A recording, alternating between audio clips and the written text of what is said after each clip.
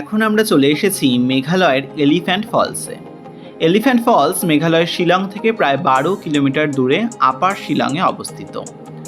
British আমলে এই জলপ্রপাতের কাছে একটা বিশাল পাথর ছিল যা দেখতে হাতির মতো লাগতো। ব্রিটিশরা তাই এর নাম দেয় এলিফ্যান্ট ফলস।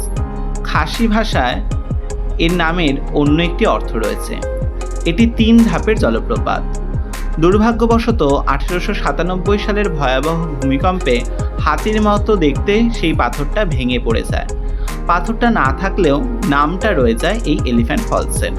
এটিই হচ্ছে সেই প্রথম স্তরটি। শিলং ও আশেপাশের এলাকা খাসি উপজাতির আদি বাসস্থান।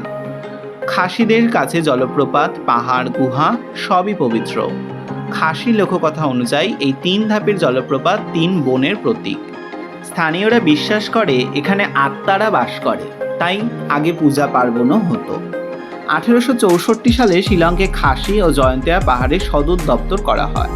ব্রিটিশ অফিসাররা গরম থেকে বাঁচতে শিলংয়ে আসতো। তারাই জলপ্রপাতকে পিকনিক স্পট হিসেবে জনপ্রিয় করে তোলে। ব্রিটিশরা এখানে সিঁড়ি, রেলিং বানিয়ে পর্যটকদের জন্য সহজ করে দেয়। তখন থেকে এটা মেঘালয়ের অন্যতম প্রধান ট্যুরিস্ট স্পট।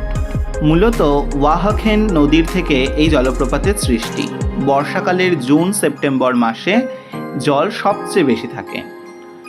এখন মেঘালয় ট্যুরিজম ডিপার্টমেন্ট এটা দেখাশোনা করে। টিকিট কেটে ভেতরে ঢুকতে হয়। সিঁড়ি, ভিউ পয়েন্ট, দোকান সব কিছুই রয়েছে এখানে।